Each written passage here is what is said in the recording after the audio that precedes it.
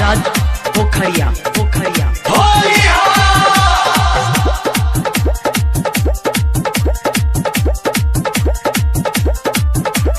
पियले बाटे दारू ई नशा में डोलाता, ई नशा में डोलाता। पियले बाटे दारू ई नशा में डोलाता। होली के चोली हैप्पी होली बोलाता रे सखी हो।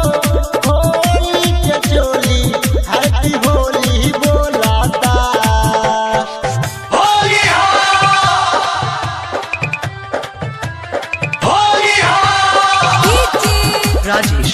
राज पोखरिया पोखरिया पोखरिया पोखरिया साया तारी सब हमर दिल बाटे नात हो।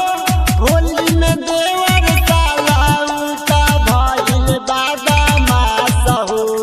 ए सखी सुन तारी बादामास हो। साया तारी सब हमर दिल बाटे नात हो। होली में देवर साला उता भइल बादामास हो। लाला का पियर का रंग बलती में घोलाता। खोल के चोली हैप्पी होली बोलाता रे सखी हो। खोल के चोली हैप्पी होली बोलाता रे सखी हो।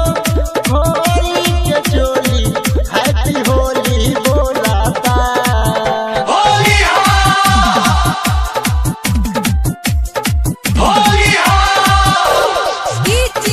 राज पोखरिया पोखरिया पोखरिया पोखरिया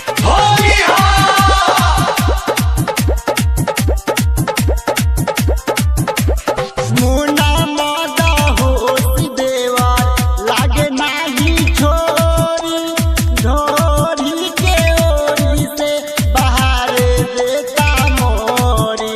ये सखी सुनता रे देता मोरी। मुना मादा होती देवर लागे नाही छोरी। ढोरी के ओरी से बाहर देता मोरी। यादव मुरारी तो खाली अंगुरी से खोदाता। पियले बाटे दारूई नशा में डोलाता रे सखी हो। खोली के चोली हैप्पी होली